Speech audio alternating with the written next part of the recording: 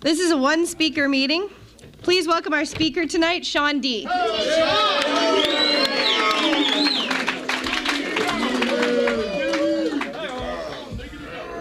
name is Sean Duke, and I'm an alcoholic. And I was your butt-trusted servant for a year. I'm still a butt-trusted because I took the water commitment. So, I took my commitment tonight. So, I want to welcome the newcomers, congratulate the chip takers, and say happy birthday to my friend Richard. And congratulations. This is an awesome meeting. This is one of the best meetings in Alcoholics Anonymous. And I'm an alcoholic, and I'm a player in Alcoholics Anonymous. And when I say a player, okay, over downtown at the Staples Center, there's a basketball game going on. And there's 20,000 people in there, but there's only 24 players. And if you got enough money, you can get in there. Jack Nicholson has courtside seats. He probably pays $3,000, $4,000, $5,000. And you can get a luxury suite. And if you got the money, you can be a fan. See, there's a lot of fans in Alcoholics Anonymous. The players are the ones that go to meetings, that have commitments. See, because if you're a fan, again, at a Laker game, at a basketball game, at a baseball game, you can be a fan. Just get in there. But no matter how much money you have, you cannot be a player unless you earn it. You have to have certain physical abilities. For me, I have a physical allergy. I'm an alcoholic. The players in sports are the ones that go to practice, the ones that go to meetings, the ones that put their body on the line. In Alcoholics Anonymous, the players are the ones who set up the chairs, the ones who clean up the meetings afterwards, the ones who have commitments, the one who answers the phone when somebody calls. Who wants to be a player in Alcoholics Anonymous? See? All right. You're all players. You're all players. It's so funny. I'm not the guy who gets, I love speaking. I'm a ham. When I was growing up, my mom thought she was going to have a girl, or my sister or my cousins were hoping they were going to have a girl. And when I came out, they're like, damn, a boy. So they made me their little human doll, and they would dress me up and make me put on shows and stuff, and I wasn't afraid, so I like speaking. And when the Lakers won the other day and San Antonio won, I'm like, oh man, they're playing on Wednesday night. Nobody's gonna be at the meeting. That's where my head goes. But the important people are here tonight. I know the Lakers never kept me sober, so. That's right. Now, if somebody had offered me tickets to the game, you might have had another speaker tonight. I'm going to share in a general way what I was like, what happened, and what I am like today. I'm also going to give you my interpretation of some passages of the Big Book of Alcoholics Anonymous and my opinions about sobriety. I'm part of the B team. If you're thinking about drinking, you're thinking about getting loaded again, I'll let you know we're going to be here when you leave, and we're going to be here when you get back.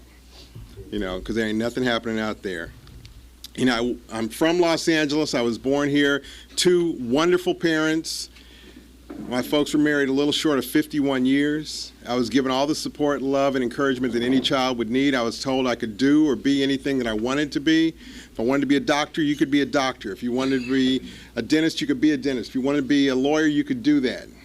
My folks put me through private schools. I went to a military school. I was given all the love and support that any child would need or could ask for, but I never felt a part of. Whether it's the fact that my folks were older, my mom was almost 40 when I was born, my dad was 46, whether it was the fact that they were still married and everybody else was divorced. I used to secretly wish my folks would get divorced so I could be like you. That seemed kind of cool. You got 2 sets of houses, 2 sets of toys, 2 rooms, not realizing how fortunate I had it. I have an older sister, I have girl cousins, I have aunts. Again, just everything you would need. So that's not why I'm an alcoholic. But I never felt a part of.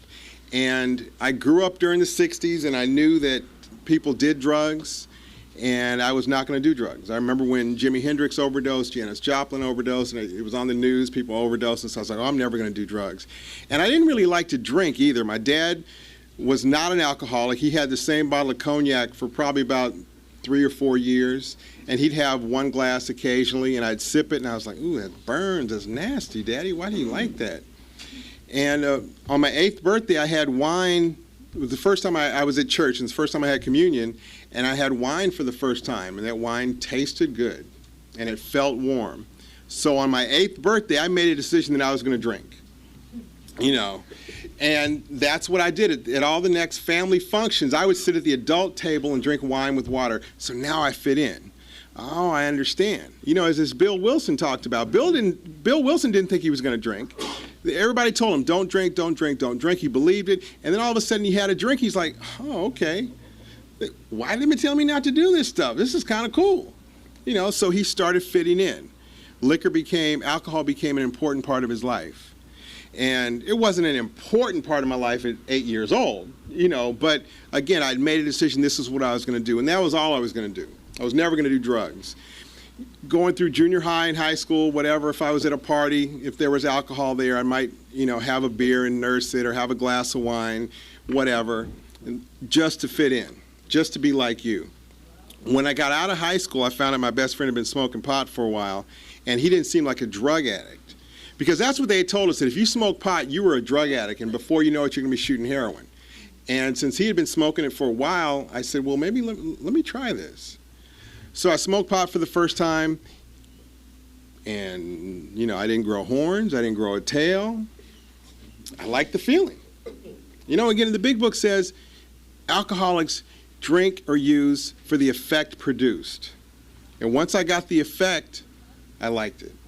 But I would lie to myself and I would say, okay, it's okay to do it occasionally on the weekends. Just, that doesn't make you a drug addict. And then occasionally on the weekends went to all weekend. And then that went to, it's okay to do it a couple times during the week. If me and Stevie want to get high, it's all right. And then, one Tuesday I called Stevie and Stevie wasn't around. I called Paco wasn't around. I called Maya wasn't around. There was nobody around to get high with. So I said, well, I know where to get some, so I'll go get it. So it's okay to do it occasionally during the week. That doesn't make you a drug addict. So throughout college, I made sure I always had alcohol and I always had marijuana in my apartment because I wanted to be a good host to you. I wanted to make sure that I had something to offer you. So that's the only reason you would come to see me. You wouldn't come to watch the game just to hang out at my house. I had to have something to offer you. So I made sure I always had something to offer you. So I'm smoking weed on a regular basis. I'm drinking on a regular basis. Going through college, things were fine. Things were fine. But I'm never going to do cocaine. 4th of July weekend, 1984, a friend offered me a quarter gram of coke. I took it. I liked it. And now the same lies I told myself about weed now apply to cocaine. It's okay to do it occasionally on the weekend. It's okay to do it all weekend. It's okay to do it occasionally during the week. It's okay to do it whenever I can. At the time I was working at the Forum, I was working in television sports. I had a press pass to the Forum. And again, as Bill Wilson said, I had arrived. I could go to any sporting event in Los Angeles by signing my name or saying hi or just walking in. I was working in many of them. And back then, if you had a press pass, you got to drink for free after the game in the press lounge. Unlimited alcohol every single day for free. And before the shoot, as we're setting up, as we're running cable, everybody's doing coke because we need to work. And then during the shoot, unless you were working with the talent, you're smoking weed. Or we're going under the bleachers at the Forum smoking weed. It was the perfect job for me. It helped me hit my bottom. I'm 26 years old. Know the Lakers on a first name basis. My folks helped me buy a condominium. All is good. But you know what? I'm a homeowner, so I should probably stop doing cocaine. So what I'm going to do, I'm going to go out with a bang. I'm going to stop next Saturday, which is July 15th. I'm going to have a housewarming party, and that's going to be the last time I ever do cocaine, ever. Well, I still had some after midnight, and, so I know I said Saturday, but what I meant was the weekend. And since I didn't have to go to work on Monday, the weekend lasts till Monday, and as I'm doing lines on Tuesday or Wednesday, I was like, can't stop in the middle of the month. July 31st, that'll be it. And as I'm doing lines in August, it was like, first day of fall, you know? No, Halloween, that'll be it. No, man, you can't stop before the holidays. New Year's resolutions. Okay, so I'd given myself permission to do as many drugs, to drink as much as I wanted to until New Year's. And as many people do, I made that New Year's resolution and I wasn't going to do cocaine anymore. And as I'm doing lines on the 1st, it's like, well, it's a holiday, you know. And then a couple days later, I looked at myself and I looked at my life and I was like, dude, you ain't got a problem. You got a nice condo, your car's paid for, you're working at the forum. There's no reason to stop. See, the doctor's opinion says that the alcoholic cannot differentiate the true from the false. The false is, I don't have a problem. The truth is, I had promised myself growing up that I was never going to do drugs, I was never going to drink excessively, and here I am doing it and rationalizing it. So the new rationalization was, as long as I don't smoke cocaine, I'm all right. March of 1986, a friend offered me hit off the pipe. I took it, I liked it, and I was off and running. You know, within a couple months, smoking cocaine was more important than getting to work on time. And I didn't have to be at work till 2 o'clock in the afternoon. I couldn't get there on time. Smoking cocaine was more important than paying the mortgage on time. And I had every intention. You know, we're judged on our actions, not our intentions. And I had all the best intentions. I was, you know, one month, I think my mortgage was $850. And I wrote a check for the mortgage, and it bounced. I only had like $820 in my account, so it bounced. So I'm thinking, okay, yeah, I'll just pay you the other $30 next month. And they said, no, pay us double next month. Here's your, check back. So they're telling me to hold on to $820 till next month. Yeah, you know what happened. And when next month rolled around, I went to my dad and I said, hey, I got a problem. I got a drug and alcohol problem. I need the rent money. I need the mortgage. And he wrote me a check. And I had every intention of paying the mortgage with that check. And should have known, though, when I had him write it to me instead of the mortgage company. And it was going to be just one. It's going to be just one. And he gave me a check on Friday afternoon, and I made it to the bank in time to cash it. And my intention was just to do one, and on Monday morning go pay the mortgage. By Monday morning, I was broke again. And this is just a vicious cycle. This is a vicious cycle of drugs and alcohol. Our minds, my mind, tells me it's going to be different this time. See, I cannot remember the pain and suffering of a week or a month ago. I have a disease that tells me, I know what happened last time, but you got a little more knowledge this time. You're not going to let it happen again. Dude, you're going to stop at midnight. Dude, you're going to get up and go to work tomorrow morning. Dude, you're not going to spend your whole paycheck. But time and time and time and time again, that's exactly what happened. Exactly what happened, over and over and over. And I lost the condominium, lost a job. Finally, moved out of LA because LA was a problem. I moved up to Portland, and I took my crack pipe with me, but LA was the problem.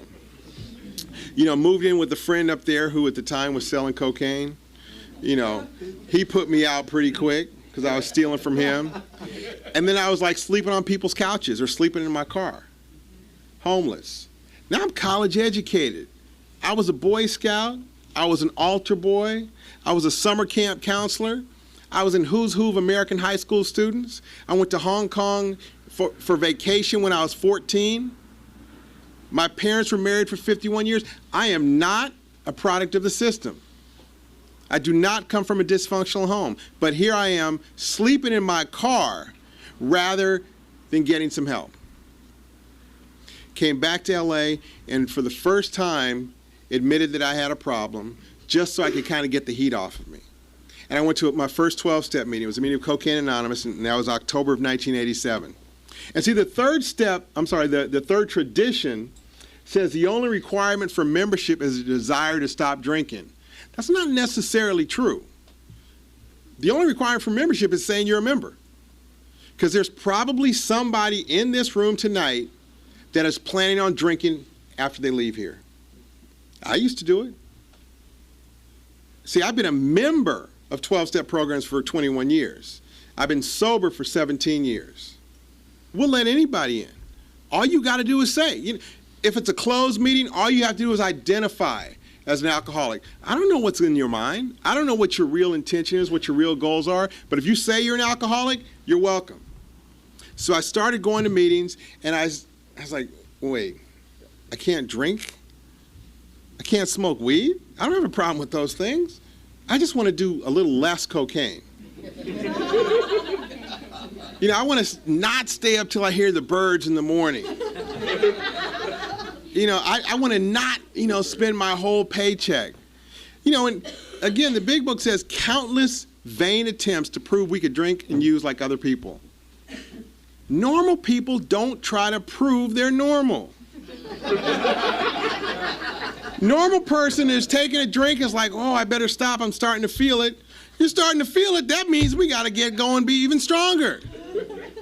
I remember one time when I still had my place, I cashed my check, and okay, I'm only going to spend $200. I'm going to take the rest of the money and hide it at my mom's house in the sofa.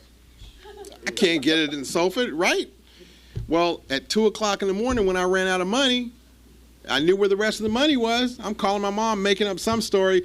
Mom, I'm just coming home from a party and I got to go to the bathroom real bad, but I know I'm out of toilet paper. Can you leave some toilet paper in the living room for me? And she's like, well, why don't you just use the bathroom here? No, just leave the toilet paper. And she did, and I went in there, got the rest of the money, and countless vain attempts. Countless. You know how many that is, Paco? Countless. Means we can't even count them. That's how many times. So I'm going to meetings, not trying to get sober, just going to meetings. Stood up as a newcomer. The next day went to another. First meeting, Mickey Bush was the speaker. Second meeting, Danny Trejo was the speaker. So the foundation was laid. The seed was planted. I heard these two guys, and they got sober. But see, I wasn't as bad as them. I wasn't as bad as Stevie. I wasn't as bad as Richard. I didn't really need this. So if you're not planning on getting sober, you're not going to get sober. But I couldn't tell you, I was so concerned with what you thought of me. I'm counting days. I got, 1 day, 2 days, 5 days, 10 days. I'm getting high every day in between. I'm drinking. Alcohol is not really my problem. Just, cocaine. And, but I'm still using. And before 30 days, I stopped going to meetings. I got a job, and the job became more important. So for the next year and a half, I became a periodic, and things did not get better. Things did not get better. Finally lost that job. I was working at a gym, and I lost that job, got fired in January of 1989. And my first thought when I got fired was, good. See, because work was getting in the way of my getting high. So I didn't have to go to work anymore. I could just drink and use every day. I don't have a job though, so I had to resort to crime. I became a criminal. I got arrested for the first time January of 1989. Should I tell them how I got arrested, Paco?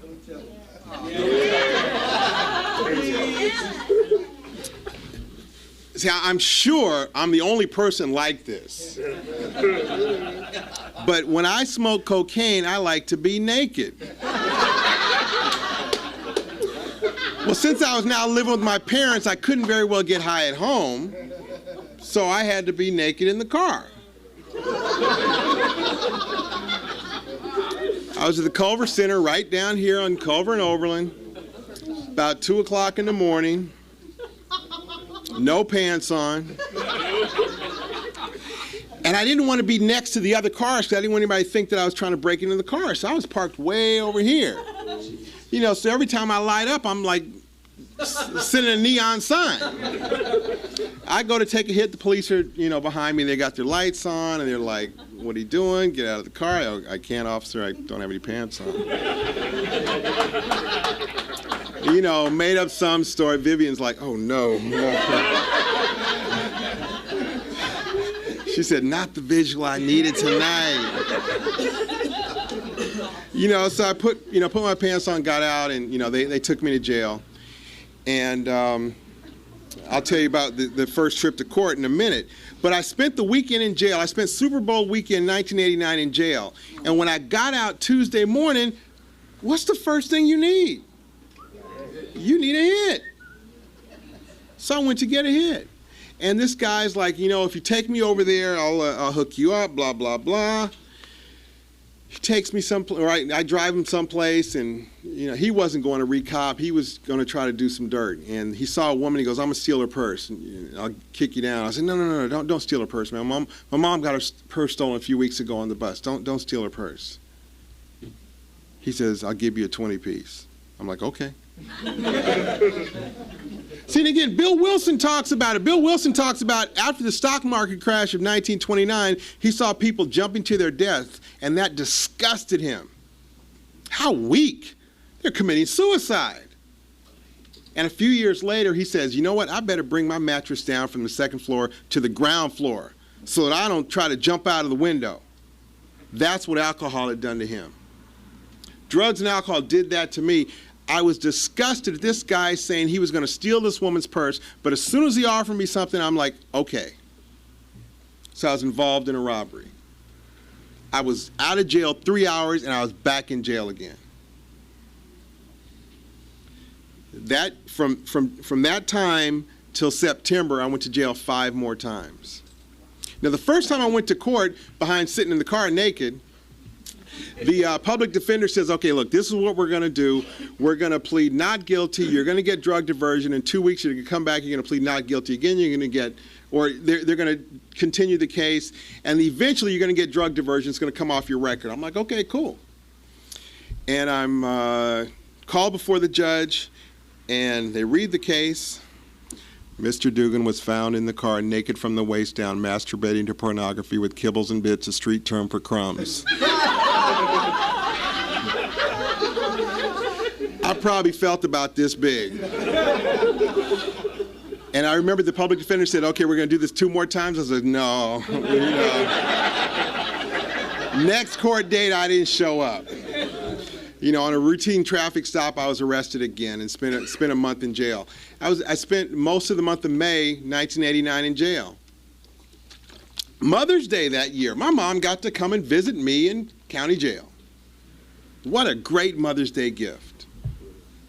See, that's what drugs and alcohol do to me.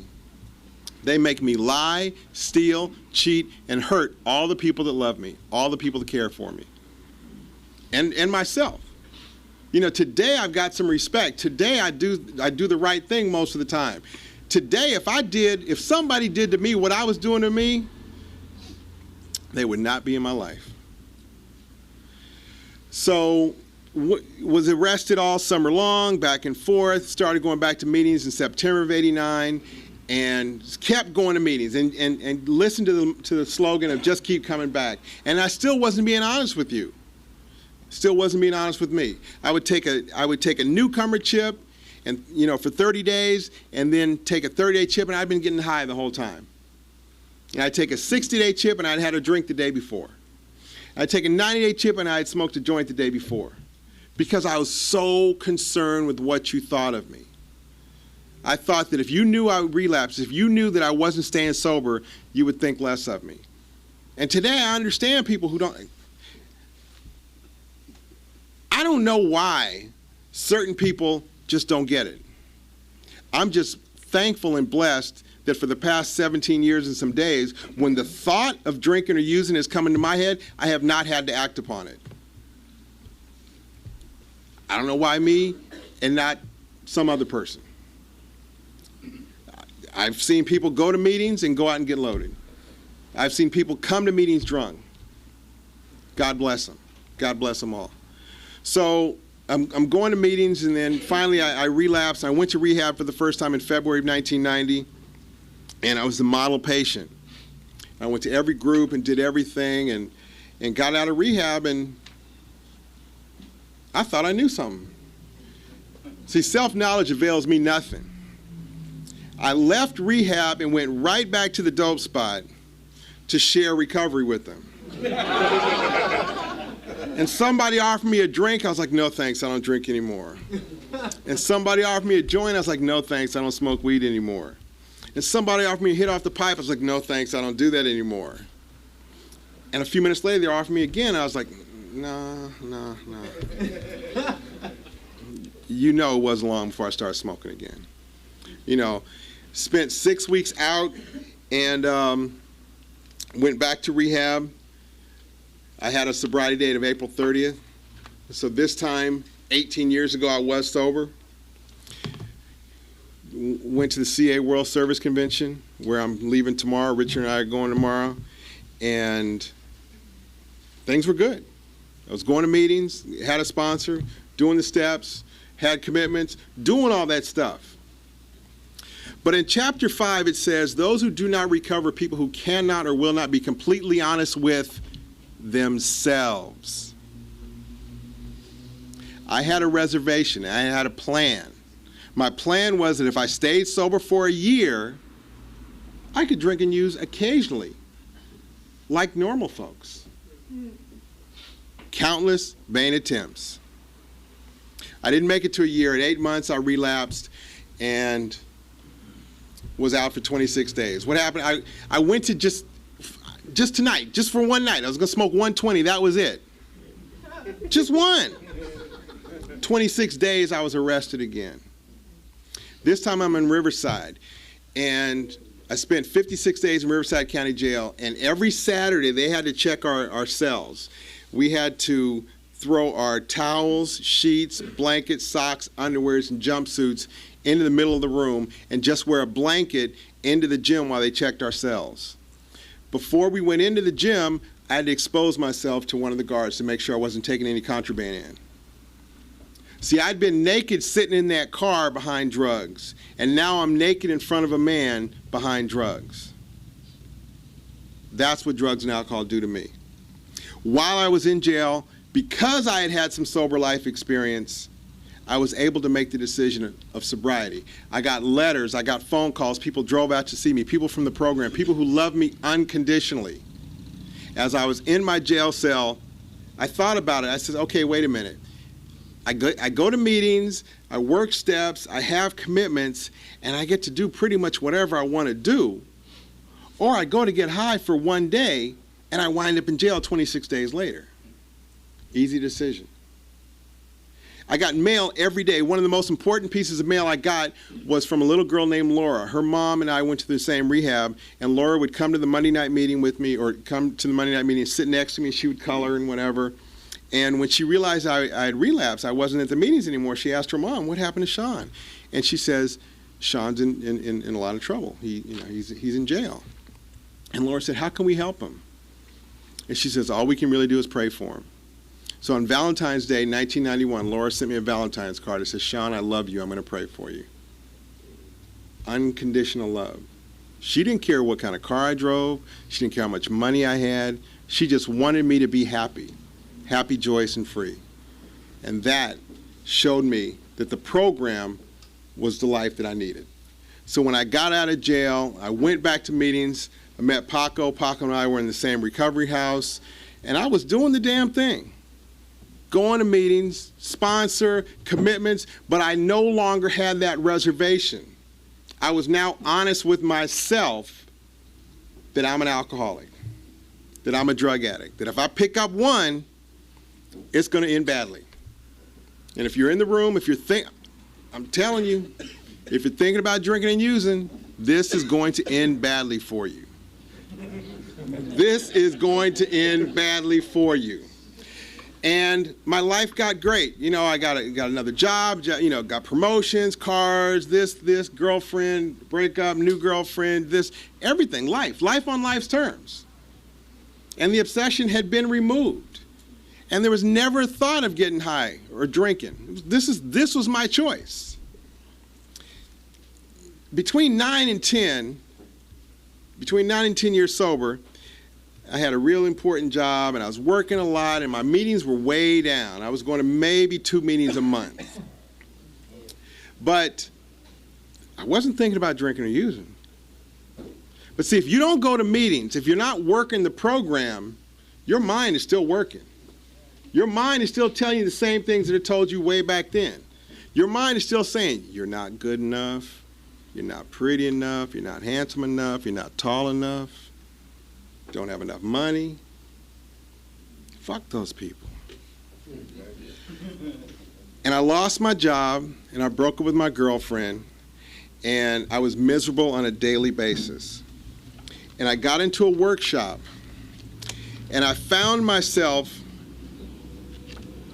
there was a workshop designed to take you through all 12 steps in a month. Since I wasn't working, I figured, hey, it's the perfect time to do this. You know, I'd worked the steps before in my life. I'd worked them in sobriety, but I hadn't worked them in a few years. And as I'm reading this, I get to the page 52, the bedevilments. You remember, I didn't tell you this part, I'm still living with my ex-girlfriend. We're broken up, but we're still living together. One person sleeping in the bed, one person sleeping on the couch. Not a good idea, you know. When you break up with somebody, it's best you separate. I'm unemployed. I'm miserable on a daily basis. And the big book says, I'm having trouble with personal relationships. I couldn't control my emotional natures. I'm prey to misery and depression. I can't make a living. I had a feeling of uselessness. I'm full of fear. I'm unhappy. I can't seem to be a real help to other people. I was dying of untreated alcoholism. Right here on the pages of Alcoholics Anonymous. I was like, damn, I'm really an alcoholic. See, I'd been saying it for 9.5 years.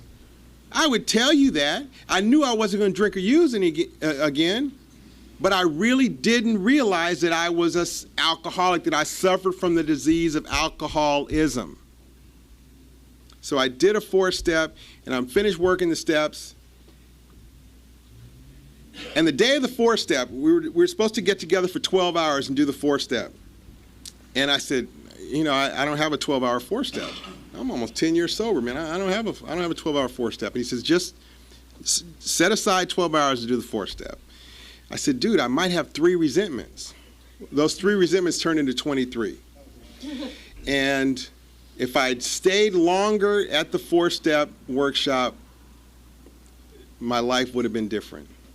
What happened, I went home, my ex-girlfriend was having a birthday party. I knew she was having a party. And after the party was over, we got into an argument because she hadn't paid me the rent. And she was ignoring me. I was talking to her, and she was ignoring me. She was ignoring me. Don't you know who I think I am? And I got in her face, and she slapped me, and I grabbed her. And during the struggle, my toenail grazed her shin, and there was like a tiny little scratch. Neither one of us saw it for about 10 minutes. She'd already called her mom to come get some of that leftover food from the party. When her mom got there, she says, well, if you guys were fighting, you should probably tell the police so that if anything happens in the future, it's documented.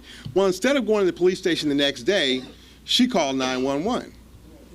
Police show up at 3 o'clock in the morning. They come in, they look around, the house is immaculate. The candle's still lit from the party. And they were like, wow, this didn't look like the usual domestic dispute. And they said, well, you know, your girlfriend's downstairs, she's crying, and, you know, one of you should leave. I said, if she wants to stay here tonight, I'll go stay in a hotel. Not a problem. And they're like, okay, we'll go talk to her. And then I said, yeah, I think I scratched her accidentally. That's how she got that cut on her leg. And they looked at each other. She hadn't told them about the cut. They go down, and by law, if there's any sign of violence, they got to take you in. So the cops come back up, handcuff me, and says, well, she admitted she hit you first, so we can take her in too if you want. And I said, no, that wouldn't make any sense. She's crying, please don't take him, please don't take him. They take me to jail. And I'm sitting in the holding cell, and I hear the desk sergeant yelling at the two cops saying, you shouldn't have brought him in. It's a tiny little scratch. She admitted she hit him first, shouldn't have brought him in. And I'm thinking, I'm going home. Once they bring you in, from that point forward, it's up to the DA to decide. Well, before they put me in that jail cell, I had to be strip searched. See, here I was again, naked in front of another man, but it had absolutely nothing to do with drugs or alcohol this time. It had to do with the mind of an alcoholic. A resentment. Resentment's the #1 offender. They kill more alcoholics than anything else. She ignored me. She disrespected me. I had to stand up, and I had to be a man. And what happened? Here I am, naked in front of another man. That was probably the most important lesson I ever could have been taught. That's why I work the steps on a regular basis. Because my mind will get me in trouble. My mind doesn't tell me to drink. My mind doesn't tell me to pick up a joint or a crack pipe or anything. My mind says, go show them who's boss. My mind will say, you know, you're entitled to that. They don't pay you enough for that job. You know you should take some on the side. See, that's why I work the steps. In my opinion, if you work the first step, if you work an honest first step, and you're honest with yourself, you'll never drink or use again. But if you want to stay sane, you better work those other 11 steps. Because I want to be sane. From that point forward, I knew what was up. You cut me off on the freeway, it's cool. I guess you got someplace to go. A couple weeks after I finished that 4th step, and I did my 5th step with my sponsor, and did the rest of the steps, and I had a new freedom. I had a new happiness. And I was driving home from work one day, and I got a call from my mom's house, and my aunt was on the phone. She says, get here, your dad is really sick, the paramedics are here. And I said, shouldn't I just meet you at the hospital? And she says, no, get here. And I knew he had passed away. And when I hung up the phone, I remembered that 2 weeks before, my mom had called me and told me how proud my father was of me. Because I had come through this difficult year, and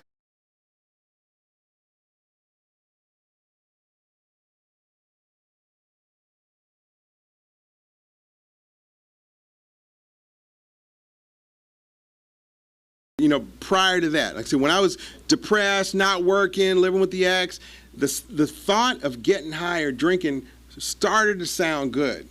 But it wasn't, oh, it'll be different this time. I know I'm going to lose everything. But since I didn't have anything, I didn't think I had anything to lose.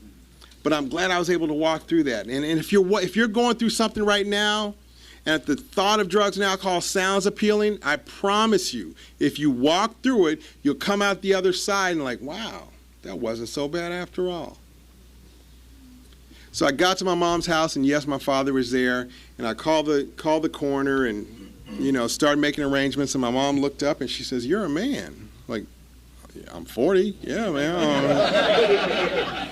And she says, no, I always think of you as my little boy. You're really a man. I said, Mom, I'm just doing what I've been taught. Just been doing what I've been taught in Alcoholics Anonymous.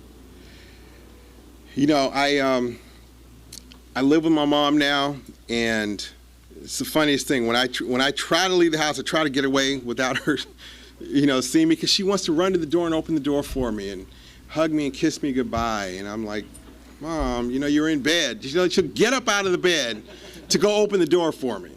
She goes, I just want to say goodbye to you. Now, the last time I was in rehab, and we were sitting in the middle of family group, my mom reminded me that she almost miscarried when she was pregnant with me. And she said, with tears rolling down her eyes, or rolling down her cheeks, she says, maybe God was trying to tell me something. Maybe you shouldn't have been born. See, that's what my mother thought of me behind drugs and alcohol. Today, she wants to get up out of bed so she can hug and kiss me. That's working the 12 steps. That's what Alcoholics Anonymous has done for me. I said I'm a player in this thing. I sponsor. I've got 4 of my sponsors here in the room tonight. We're the B team. We hang out together. We went to lunch this weekend with not only my sponsees, but my grand sponsees and my sponsor. It's been said it takes a village to raise a child. Well, I think it takes a village to keep us sober. We've got a network. Get a network. Get phone numbers. Use them. Get commitments. You know, it's the funniest thing that, you know, Paco is cleanup person for Friday Night Rodeo. Huge meeting. Meeting where people come and they look good and they want to show off and be seen.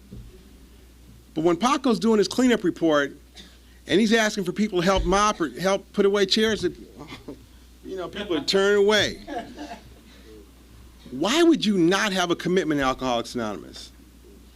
Why would you try to let the basket pass without putting money in?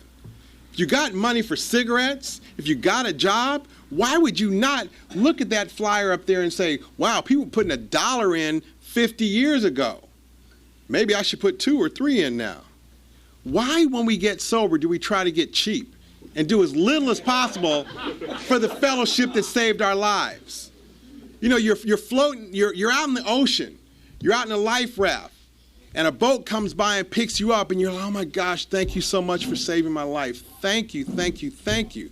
And the guy gets to the shore, and he's like, hey, can you help me tie my boat up? Oh no, man, I gotta go. Alcoholics Anonymous saved my life. It saves my life on a daily basis. There is not enough I can do for this program. I got 10 sponsees, grand sponsees. I help other people. Go to meetings. At 17 years sober, I go to 6 to 8 meetings a week. I have commitments at 4 meetings. Given the choice, let me see.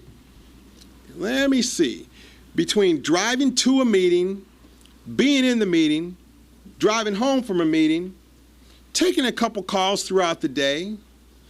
Okay, let's say I give 3 hours a day to Alcoholics Anonymous. 3 hours a day. I can have 3 hours a day that I give to Alcoholics Anonymous, or I can be a practicing alcoholic for 24 hours a day. Easy choice for me.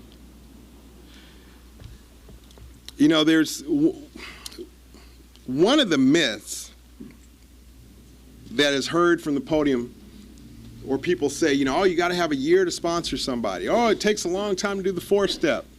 It takes months. No, man. I get my sponsees in it as quickly as we can. Be quick, but don't hurry. The big book says, in the chapter to the wives saying, we do not like the thought that the contents of a book or the work of another alcoholic has accomplished in a few weeks that for which we struggled for years. You can recover from alcoholism in a few weeks if you're willing. Work those 3 sides of the triangle. Unity, service, recovery. Unity, come to meetings. Service, get a commitment. Recovery, work the steps. Your life will get better. I guarantee you. Thanks for letting me share.